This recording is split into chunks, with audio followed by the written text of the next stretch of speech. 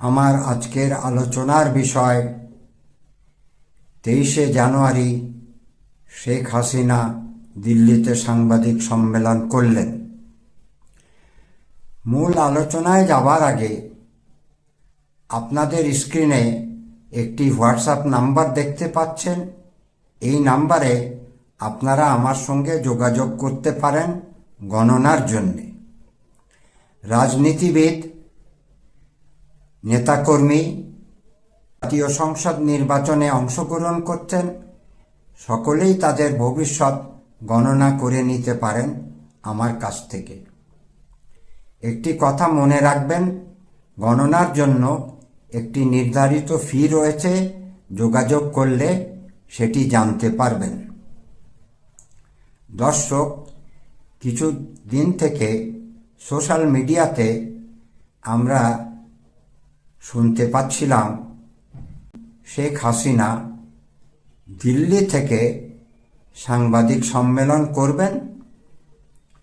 লোকজন বেশ উৎসাহিত হয়েছিলেন। আওয়ামী লীগের নেতাকর্মীরাও খুব উৎসাহ ধৈর্যের সঙ্গে অপেক্ষা করছিলেন কবে 23শে জানুয়ারি হবে, কবে নেত্রী কি বলবেন।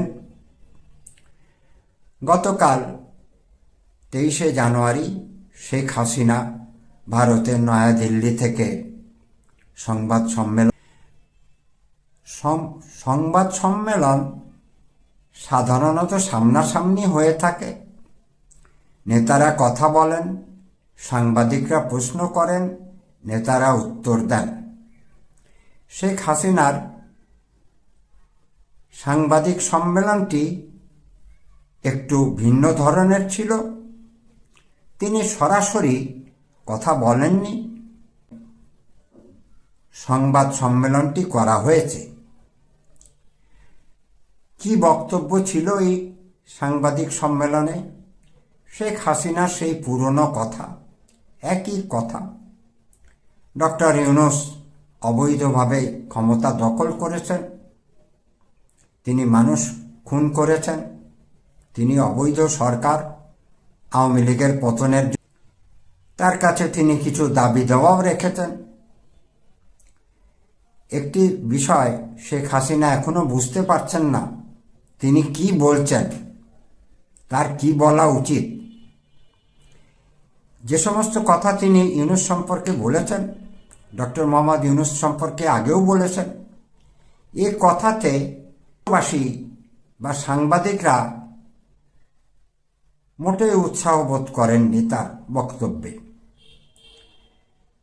মূল কারণ হচ্ছে 5ই আগস্ট 2024 সালে শেখ হাসিনা বাংলাদেশ থেকে ভারতে চলে যান বৈষম্য বিরোধী ছাত্র আন্দোলনের মুখে।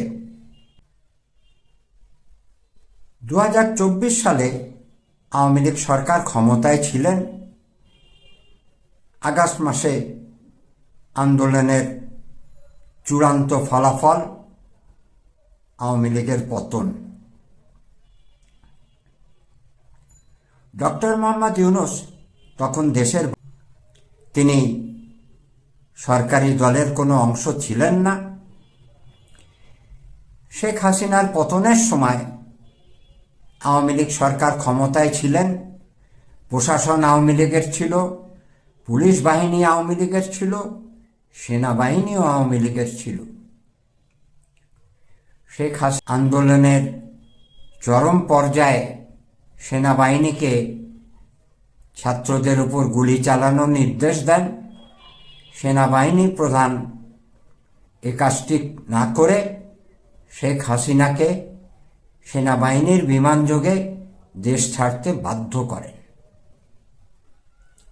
বিশ্ববাসী এই ইতিহাসটি জানেন।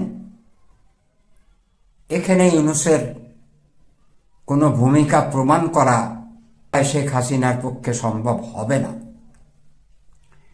গত 17 মাস তিনি নানাভাবে অডিও ক্লিপ, কিছু ভিডিও, কিছু নকল ভিডিও, কিছু আসল ভিডিও গণমাধ্যমে প্রচার হয়েছে। বিভিন্ন সময় তিনি অডিওতে কথা বলেছেন, তার নেতাকর্মীর উদ্দেশ্যে, দেশবাসীর উদ্দেশ্যে। কার্যকর হয়নি, ভবিষ্যতে হবে না। এর মূল কারণ, প্রিয় দর্শক, না টেনে শেষ পর্যন্ত দেখুন, আসল ঘটনা জানতে পারবেন। শেখ হাসিনার ভুলভাল সিদ্ধান্ত, আওয়ামী লীগের রাষ্ট্র পরিচালনায় ব্যর্থতা, তিনটি নির্বাচনে বিরোধী দলকে বাদ রেখে সংসদ গঠন করা। বিশ্ববাসী এ সকল ইতিহাস জানেন। বিশ্ববাসীকে বা দেশবাসীকে বোকা বানানোর দিন এখন আর নাই।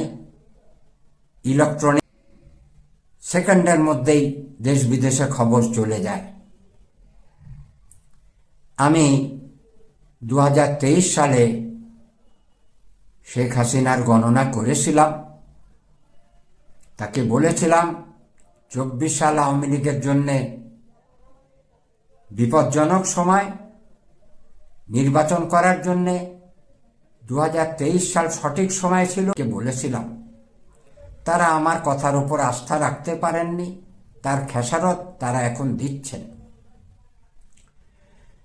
23শে জানুয়ারি দিল্লিতে যে সংবাদ সম্মেলনটি শেখ হাসিনা করেছেন, ভারতীয় গণমাধ্যমের বিভিন্নভাবে খবরটি প্রচারিত হয়েছে।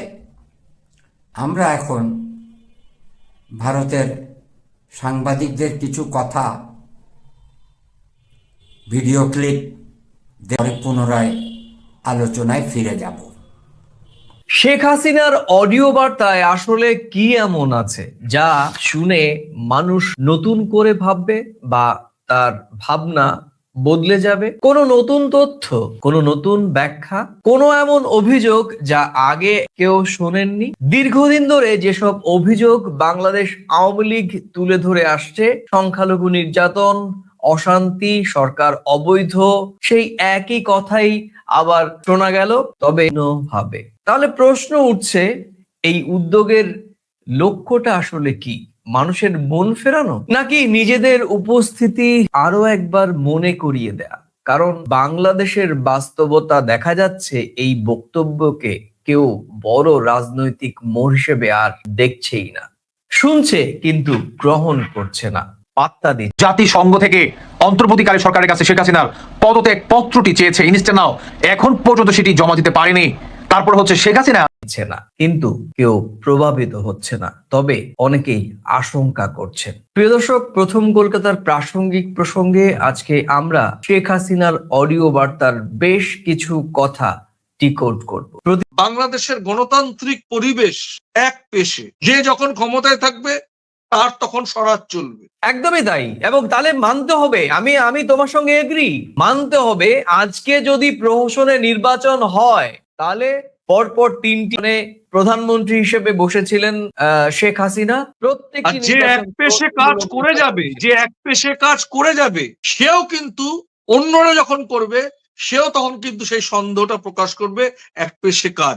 সেই জন্যই কালকে সবান্ধব সাংবাদিক সম্মেলনের ডাক দিয়ে রেকর্ডের অডিও শুনিয়ে দেওয়া হয়েছে।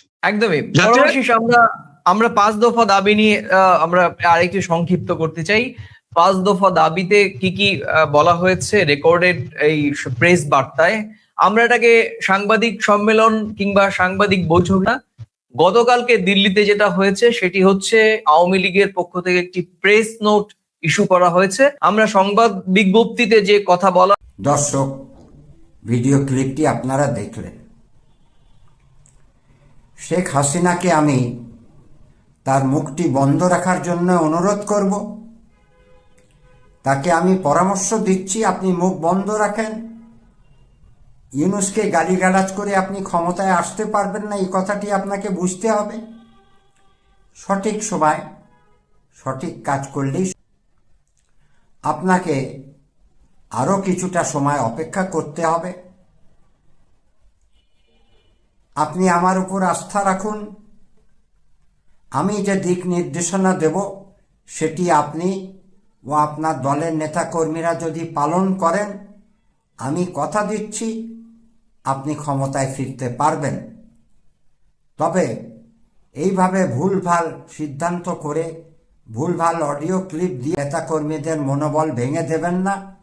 তারা 17 মাসে যথেষ্ট দুর্বল হয়ে গেছেন। তারা মনের জোর হারিয়ে ফেলেছেন। এর মধ্যে আপনি যদি আরও ভুলভাল কথাবার্তা বলেন, আওয়ামী লীগের জন্য খুব বিপজ্জনক পরিস্থিতির সৃষ্টি হবে। আমার অনুরোধ, আপনি মুখ বন্ধ রাখেন। বলেছি ২৬ সাল আপনার জন্য সময় ভালো, একেবারে ভালো এ কথা আমি বলিনি। গ্রহগত পরিবর্তনের ওপর কিছুটা পরিস্থিতি ভালোর দিকে যাচ্ছে, কিছুটা সময় আরও লাগবে। আপনাকে মে মাসে ২০২৬-এর মে মাসে আপনি বাংলাদেশে আসবেন, এমন কথাটি আপনি মনে রাখবেন। গ্রহ নক্ষত্রের অবস্থানের ভিত্তিতে আমি এই কথাটি বলেছি। কখন আন্দোলন করলে সফল হবেন, কোন সময় আন্দোলন করবেন, সেটিও আমি বলে দেব। ১২ই ফেব্রুয়ারি জাতীয় সংসদ নির্বাচন হবে। আওয়ামী লীগ অংশগ্রহণ করতে পারবে না, এটি দেশবাসীও বুঝে গেছেন, আমিও আমার ভিডিওতে বলেছি। আগামী যে সংসদ হবে, এ সংসদের মেয়াদ খুব বেশি দিন হবে না। সুতরাং কিছুটা সময় শেখ হাসিনাকে ধৈর্য ধরার জন্যে বলুন। আমার দিক নির্দেশনার জন্যে আপনি আমার সঙ্গে সরাসরি যোগাযোগ করতে পারেন স্ক্রিনে দেয়া মোবাইল নাম্বারে। আমি সোশ্যাল মিডিয়া, ইউটিউবে সব কথা বলতে পারি না, বলা সম্ভব না, বলা আপনার জন্য লাভজনক হবে না। সঠিক আপনি অবশ্যই ক্ষমতায় আসবেন, আপনাকে আমি আশ্বাস দিচ্ছি। আমার গণনা বলছে আওয়ামী লীগ আবার ঘুরে দাঁড়াবে, কিছুটা সময়ের ব্যাপার। আজকের ভিডিও এই পর্যন্ত। আগামী ভিডিও দেখার অনুরোধ রইল।